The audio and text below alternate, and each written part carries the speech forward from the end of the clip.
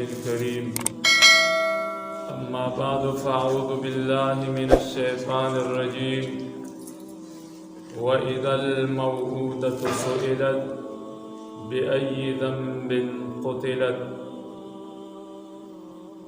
محترم و حاضرین و مسلمانان ورونو، معاشره کې چې په کومو څیزونو باندې امن راځي هغه دا دی چې کله انسداد د ظلم وشي. شریعت اسلامی ظلم هیچرې نه برداشت کوي. کله چې په یو ملک کې، په یو معاشره کې، په یو محله کې ظلمونه نه وي، قتل و قتال نه وي، فسادونه نه وي، دغه معاشره دا به په امن کې، دغه ملک دا به په امن کې د الله د طرف نه به په هغې رحمتونه راورېږي. او چې کومه علاقه کې، په کومه معاشره کې ظلم وي، هغه علاقه به د فسادونو، د الله د غضب، د الله د غصې سبب وي. نن زمونږ معاشره تاسو وګورئ، چاته امن پای کې نشته، زنانو ته نشته، نارینو ته نشته، حتی کې ماشومانو ته نشته. په ناحقه قتلونه شروع دي د خپلو خواهشاتو د پوره کولو دپاره. شیطانی حواس دا د دور جاهلیت چې کومې طریقې دي هغه د خلکو تازه کړي دي. آئی به زنانه ژوندی حقولې، زنانه به وجلې، په معاشره کې به زنانه نشي برداشت کولی. قرآن کریم کې الله تعالی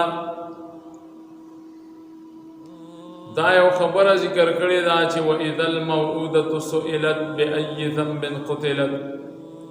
خښه کړې شوې جینۍ نه به تپوس وشي چې په کومه ګناه ته وژلی شي د قیامت په ورځ. ځکه د رسول الله صلی الله علیه وسلم بعثت نه مخکې خلکو به خپلې ماشومانې جینکۍ ژوندۍ ښخولې. الله تعالی به د دې تپوس کوي.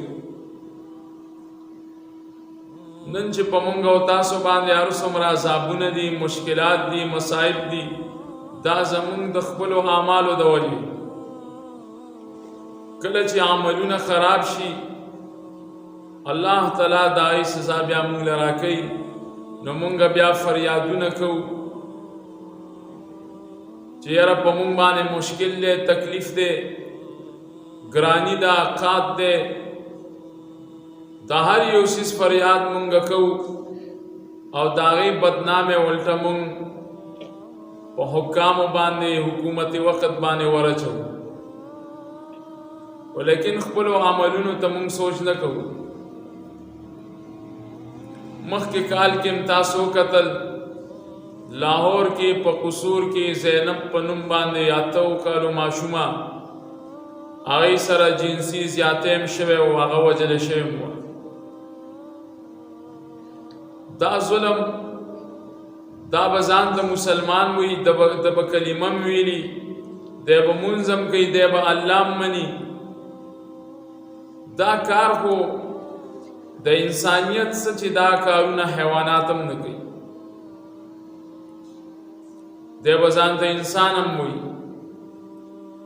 هغه ظلم هو شو، هغه ظلم لړ، هغه تاریخ بیا را تازه شو. نن نه هفته یو نیمه مخکې دغسې د نوخار کې، ضلع نوخار کې اوز نور په نوم باندې یو ماشوم 8 کلن، هغې سره هم دغه کار وشو. مونږ باندې به الله تعالی څه رحمتونه راووروي،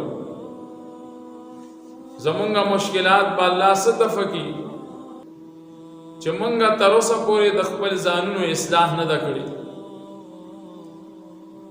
دا ډېر یو عظیمه ګناه ده. الله تعالی په یو ملک کې کفر برداشت کوي، خو چې کله کفر سره امني، عدلي، مساواتی، لیکن الله تعالی ظلم نه برداشت کوي. ظلم سره د اسلام وی، ولیکن الله ظلم نه برداشت کوي. الله خپل قهر نازلې غوسه کیږي.